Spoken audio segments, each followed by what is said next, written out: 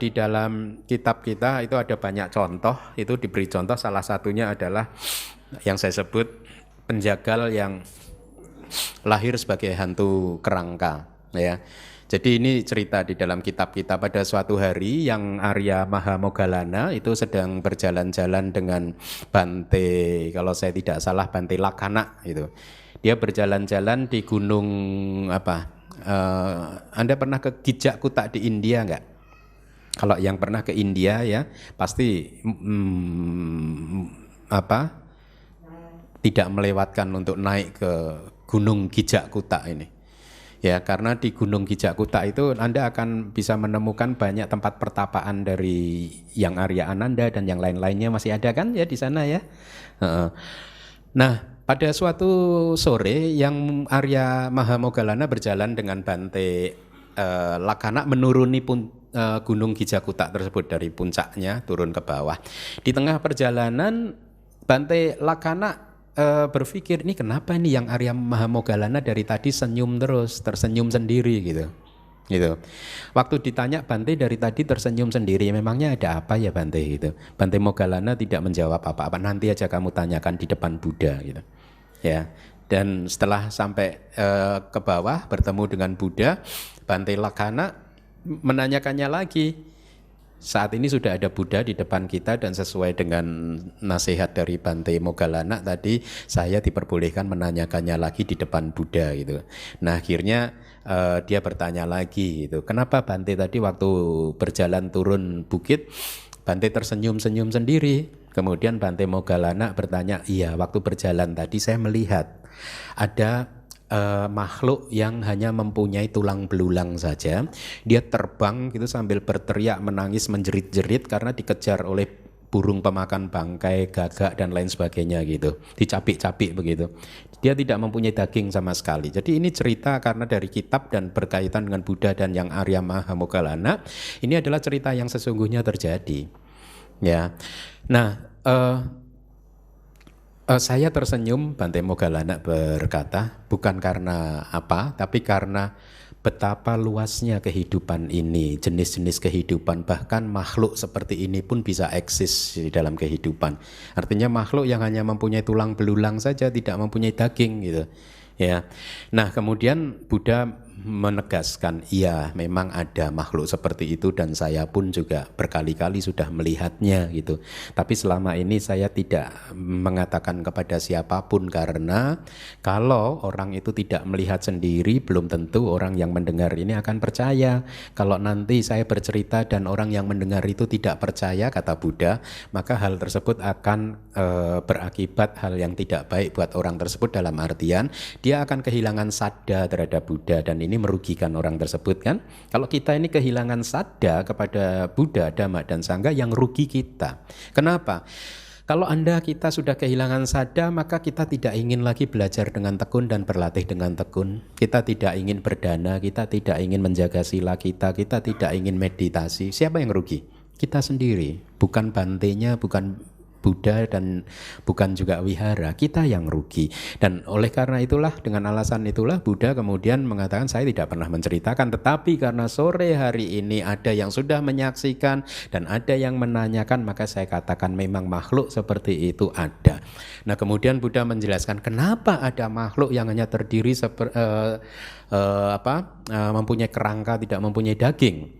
Dikatakan bahwa makhluk ini dulunya dia lahir sebagai laki-laki, sebagai manusia, dan profesinya adalah penjagal, ya, penjagal binatang ternak gitu. Ya, setiap hari dia menjagal binatang, sehingga sebagai akibat dari karmanya itu dikatakan dia masuk ke dalam neraka setelah kehidupannya sebagai manusia gitu. Selama bermiliar-miliar tahun dia hidup di neraka gara-gara karma membunuh binatang ternak itu berbuah. Dan singkat cerita dikatakan setelah karma yang memproduksi kelahiran di neraka ini habis, di detik terakhir di dalam kehidupannya dia mau meninggalkan alam neraka, apa yang terlihat di pikirannya? Yang terlihat adalah tumpukan tulang belulang sapi dan hewan-hewan yang dibunuhnya. Jadi tumpukan tulang belulang ini menjadi tanda tujuan, jadi istilah teknisnya tanda tujuan di mana dia nanti akan terlahir, atau seperti apa nanti dia akan terlahir. Ya, jadi seseorang itu sesaat sebelum meninggal dunia itu ada salah satu dari 3 tanda ini yang akan muncul ke batin atau pikiran dia. Ya, yang satu adalah kama. Kama dia akan muncul di pikiran dia di detik terakhir untuk menentukan, mendorong di mana nanti dia akan terlahir. Ya, jadi misalkan dalam hal saya, misalkan di detik terakhir saya tiba-tiba ingat kama saya sedang mengajar seperti ini. Ini kama, ya. Seolah-olah saya sedang mengajar kepada Anda, saya melihat wajah-wajah Anda gitu ya. Sebagai satu pengalaman yang nyata disebutkan, bukan sebagai satu khayalan atau apa, tapi seolah-olah saya memang sedang mengajar lagi dan kejadiannya persis seperti ini lagi gitu. Ya. Kemudian saya meninggal dunia, maka kalau menurut hukum kama setelah itu detik berikutnya saya lahir di alam yang baik. Karena kamanya adalah kama baik kan. Nah itu yang disebut kama. Yang kedua adalah yang disebut kama nimitta, tanda karma. Saya mungkin udah menyampaikan ini ya. Tanda karma itu apa? Alat yang saya pakai atau Anda pakai untuk melakukan kama-kama tertentu itu yang akan masuk ke dalam batin Anda. Misalkan di detik terakhir dalam kehidupan saya melihat laptop, maka detik berikutnya saya akan terlahir di alam baik. Kenapa? Karena buat saya laptop adalah simbol saya yang saya pakai untuk melakukan karma baik, yaitu mengajar dan lain sebagainya gitu. Ya, bukan laptop yang membuat saya terlahir di alam yang baik, tetapi ini adalah simbol saya, alat yang saya pakai untuk melakukan karma baik. Ceritanya akan berbeda kalau yang melihat laptop adalah pencuri laptop. Maka detik berikutnya dia akan lahir di alam yang tidak baik. Karena apa? Dia ingat laptop yang dicurinya dan kemudian menyesal. Nah yang ketiga adalah yang disebut gati nimitta. Gati nimitta adalah tanda tujuan di mana dia akan terlahir, mau jadi apa dia. Itu salah satunya yang dilihat oleh penjagal yang lahir di dalam neraka dan kemudian keluar dari alam neraka. Tiba-tiba dia melihat tumpukan tulang belulang. Dan detik berikutnya setelah dia meninggal dunia, 1 detik berikutnya dia lahir sebagai hantu yang tidak mempunyai daging. Kira-kira seperti di dalam gambar itu. Dan sepanjang kehidupannya dia dikejar-kejar oleh burung gagak dan lain sebagainya, dicapik-capik. Padahal sudah nggak punya daging. Masih saja burungnya itu mengejar-ngejar. Nah ini pertanyaan yang Anda ajukan kemarin juga menjawab. Apakah ada burung seperti itu? Tidak. Burung itu hanyalah bentukan dari karma dia yang untuk menyiksa dia sendiri. Paham ya? Seringkali kan di dalam kelahiran kita sebagai manusia ini kita sedang memikirkan sesuatu dan kita pun tersiksa oleh pikiran kita sendiri dan seolah-olah nyata. Betul tidak?